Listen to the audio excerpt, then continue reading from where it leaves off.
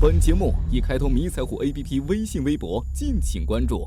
大家好，欢迎收看第357期迷彩虎军情，我是你们忠实的战友迷彩虎。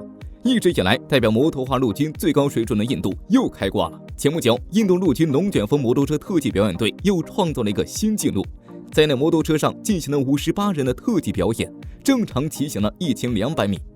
如果之前是迷彩虎日常黑印度系列，那么这次虎哥可是深深的被印度的摩托车神技给征服了。在龙卷风表演队之前的世界纪录也都是由印度陆军创造的。2010年，印度陆军通信兵部队冒失鬼表演队创造了56人的世界纪录。这次经典的亮相也是一直以来蹲在印度门口吃瓜的群众惊讶坏了。这摩托果然厉害，人工智能操控，360度无死角火力，关键是从太空到钻地都能打。PLA 估计是追不上了，2辆摩托车就能运走一个连，这是一种什么样的战力？面对此类神技，五角部队掩面而走，我兔哨兵压力山大。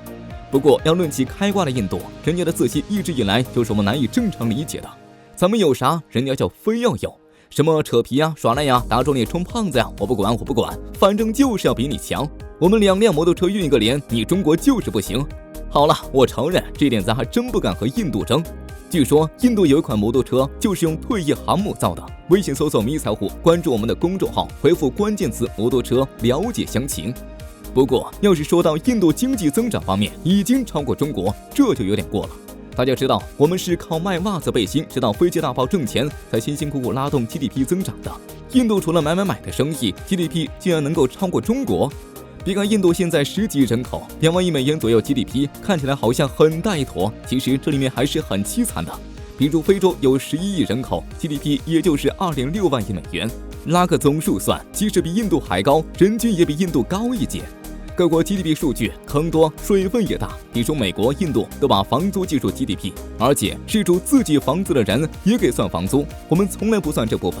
如果算的话，13亿人口算4亿户，月均房租600元，人民币汇率6.6，一年也是4300亿美元的 GDP， 占我国2016年的 GDP 的 3.8%。这种国家的 GDP 数据其实看看也就是了，本身统计的混乱就使得可信度很低，尤其是印度还总喜欢改数据，比如说牛粪都进入 GDP。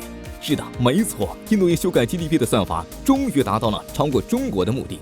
早在2015年的时候，印度就偷偷修改了 GDP 以往的计算方式，基准年份也从2005年直接往后移到了2012年。原来按照生产成本来计价，现在也偷偷改成了市场计价。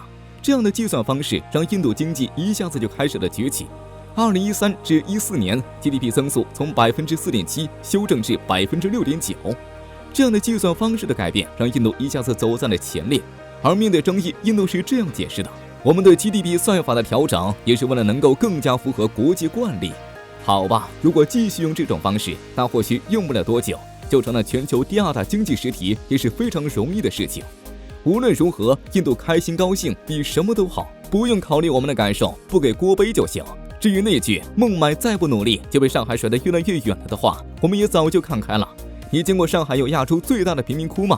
你在上海大街上能看到各种动物，满地动物粪便以及横冲直撞的神牛吗？你在上海随处可见荷枪实弹的军警，甚至一些重要场所还有毫无理由的进行搜身检查吗？上海当然比不上孟买了，在上海找个厕所要找半天，在孟买转个身就可以方便，就这点孟买就赢了。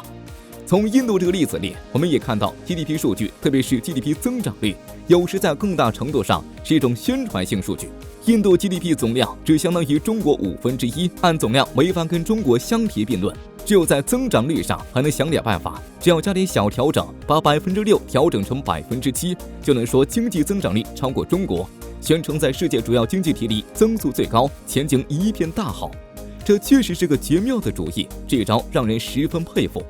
长远来说， GDP 统计还是会围绕真实情况波动的，统计误差不会累积出质变。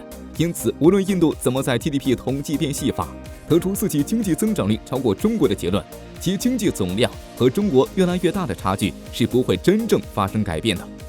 我们的目标是星辰大海，是超越美国，但世界上唯一能和我们对比的就是印度。看印度，我们就能知道我们政府所做出的努力；看美国，我们就知道我们的强国路还有很长的路要走。节目最后虎哥推荐一款看新闻能赚钱的 APP 作为福利，每天没事打开看一篇文章即可获得金币奖励，金币自动兑换现金，收益超过30元可提现。现在注册还送2元现金红包。另外，你还可以邀请好友或者分享朋友圈，邀请好友来赚钱。每邀请一个好友，除获得2元佣金外，好友的每一个有效阅读将向您进贡20金币。好友越多，阅读越多，你的金币收益更多。大家可以到手机应用市场搜索玩头条，开始看新闻赚钱之旅。